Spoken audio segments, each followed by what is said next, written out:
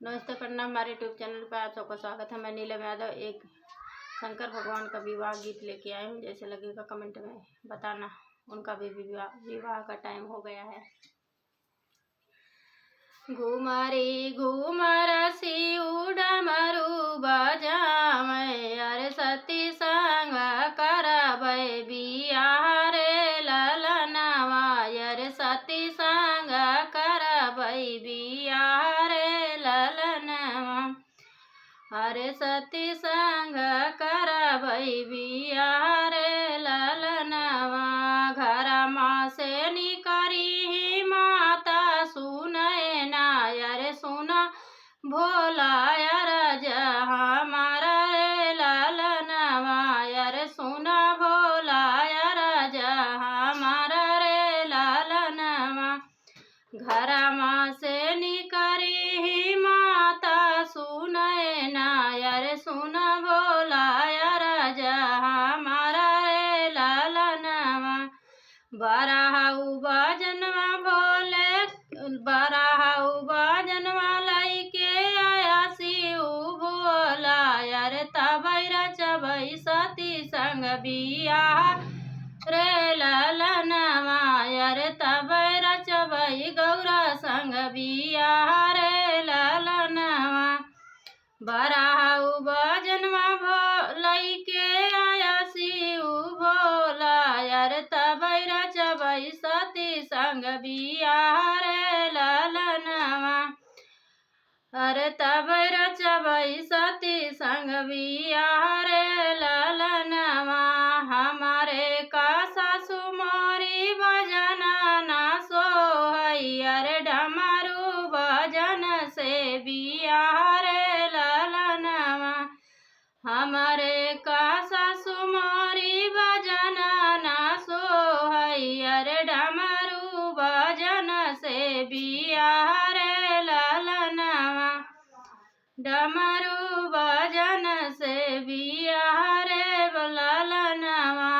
अरे जऊ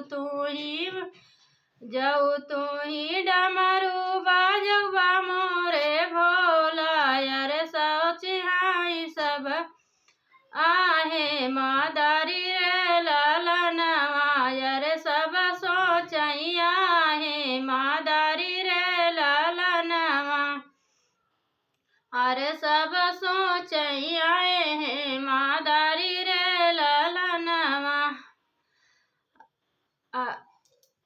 घुमरी घुमर शिव डमरू बजावै, अरे सती संग करबै बियाह रे ललनवा।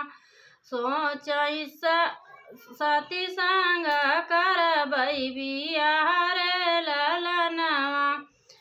सती संग भावै सासुई है रे मादरिया, अरे सबही कई कवनै बिचार रे ललनवा।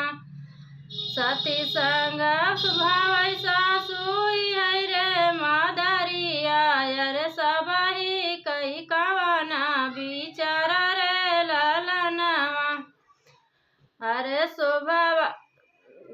घुमरी घुमरी शिव डमरू बजावै, अरे सती संग करबै बियाह रे ललनवा। सुबह कैसे दुर्वा लै आया शिव भोला, अरे तबै रचबै सती संग बियाह रे ललनवा, अरे तबै रचबै सती संग बियाह रे ललनवा। हमारे के देश सासु सिंदूरा ना सोहै, अरे भसमी भाभूति से बियाह रे ललनवा। हमारे के देश सासु सिंदूरा ना सोहै, अरे भसमी भाभूति से बियाह रे ललनवा। भसमी भाभूति जाबा लौबा शिव भोला, अरे सब सोची है ओझवा फकीर रे ललनवा। भसमी भाभूति जाबा लौबा शिव भोला, अरे सब सोची है ओझवा फकीर सत घुमारी घुमारा से डमरू बजावई अरे गौरा संग करबई बियाह रे ललनवा सती संग भवै सासु अजवा फकीरवा अरे दुनिया कई काना बिचार रे ललनवा सती संग भवै सासु अजवा फकीरवा अरे दुनिया कई काना बिचार रे ललनवा घुमारी घुमारा से डमरू बजावई अरे सती संग करबई बियाह रे ललनवा। धन्यवाद। जैसे लगे कमेंट में बताना।